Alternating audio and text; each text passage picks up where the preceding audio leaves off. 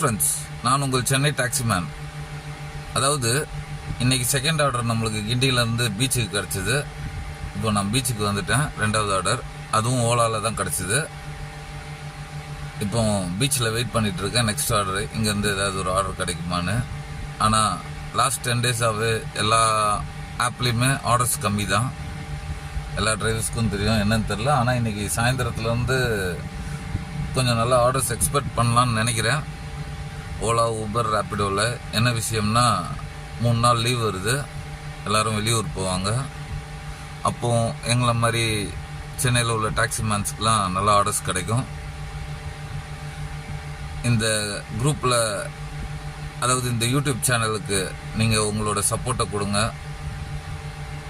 நீங்கள் உங்கள் சப்போர்ட்டை எதிர்பார்த்து இந்த யூடியூப் குரூப்பை ஸ்டார்ட் பண்ணியிருக்கேன். நீங்கள் சப்போர்ட் பண்ணிங்கன்னா இன்னும் நிறையா வித்தியாசங்களை பார்க்கலாம். நன்றி.